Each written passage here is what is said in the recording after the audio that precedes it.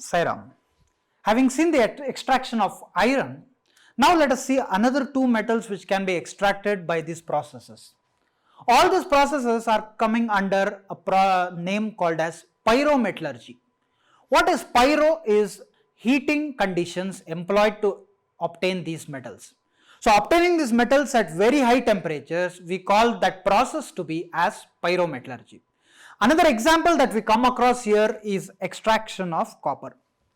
Now we happen to see in the starting classes that copper can be present as copper pyrites and as copper malachites also. So here, especially if you see the Ellingham diagrams, you find that the copper curve which is there is pretty much at the top, which means that only heating of those copper oxides will be enough for you to get pure copper metal. But the problem here is that generally copper is not obtained as copper oxide. It is rather obtained as copper sulfide. And a special form which is actually obtained is this zinc, this copper matte, which we call it as copper sulfide and iron sulfide, which is a combination of both these metals. So now the question here is, we need copper metal, but at the same time these forms we want to get rid of. So what we do here is, we once again tend to use the process of roasting and also make use of coke as a reducing agent. So in the first place, if at all we have copper sulfide being present with us, as I have told earlier, these sulfides should be converted into their corresponding oxides. This is needed because you can very easily reduce oxides to their corresponding metal, but reducing directly sulfides is not possible. So how can this happen? This can happen in the presence of oxygen gas, and this is more like roasting reaction where the byproduct here happens to be sulfur dioxide. Once again, talking about the balancing of the reaction, copper is being balanced in this case, oxygen is not balanced here. So in the process of balancing the oxygen, we have 3 oxygens here but only 2 here. Remember, the sulfur is balanced, so the moment I use it as 2SO2, this also needs to be balanced in this cases. So the 6 oxygens on the right hand side can be balanced with 3 oxygen atoms.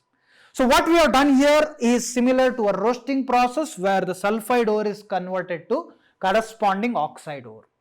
Then what about the oxide ore now? So if I take this oxide ore for my usage, there are 2 possibilities now.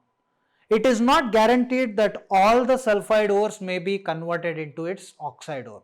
So what happens is, some oxide ore which is formed will react with some of the unreacted sulfide ores, and this will give a reaction like this, where from this directly you can get the copper metal and sulfur dioxide is formed.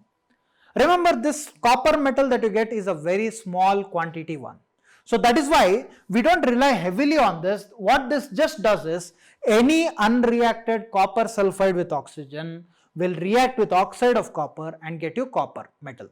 So balancing of these reactions here, in total there are 4 copper available here. So therefore in this cases, once we try to balance these parts, remember that there are 2 oxygens needed, sulfur there is only 1, so in total 6 copper metallic forms are obtained.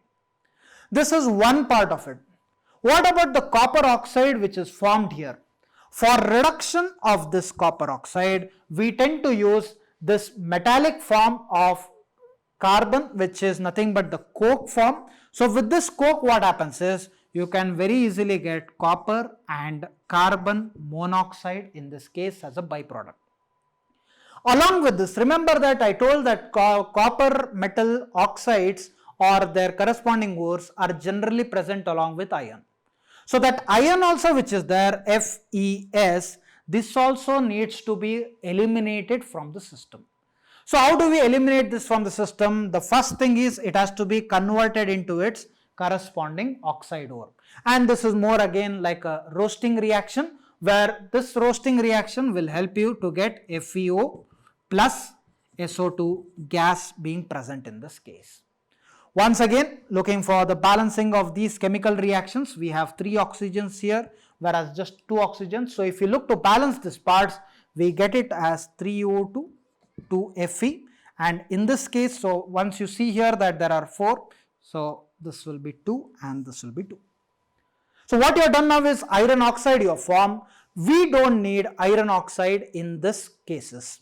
Remember, iron is more reactive than copper. So if I use this iron oxide and treat it with silicon dioxide is nothing but the sand that we have. The silicon dioxide can act as a flux, iron oxide can act as a gong, and together they will form FeSiO3, which is nothing but iron silicate, which I can call it as slag.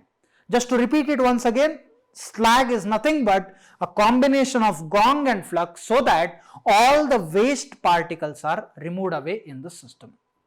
This is how we can get the pure copper which is present here. But whenever you generate copper, the problem there is also elimination of sulfur dioxide gas which is present. This elimination of sulfur dioxide will give the copper in a blistered form. What is this blistered form is? There will be holes present on the copper. This is because the sulfur dioxide which is there will eliminate out suddenly when you leave the metal for cooling, and therefore certain blisters could be formed in these cases. This is how the entire copper metallurgical process is being done to obtain this pure metal of copper. Along with this, we will also study how zinc is being extracted. Zinc is a direct reactive system where we use certain reverberatory furnaces. What is a reverberatory furnaces? It is again the furnace where there is a recycling of reaction that tends to happen. The zinc is generally obtained as zinc oxide. So what is the use of this zinc oxide is that once you use this zinc oxide, you don't have a problem of sulfide being present like you saw it in copper systems. Since this is directly zinc oxide, this is treated with carbon at say a higher temperature at 1470 Kelvin. Since this is a very good reducing agent, the carbon is a very good reducing agent, it reduces zinc by eliminating away the oxygen atom that is present.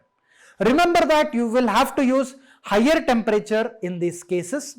Reason being that the Ellingham diagrams for zinc show the presence of the curve of zinc to zinc oxide above carbon at only higher temperatures.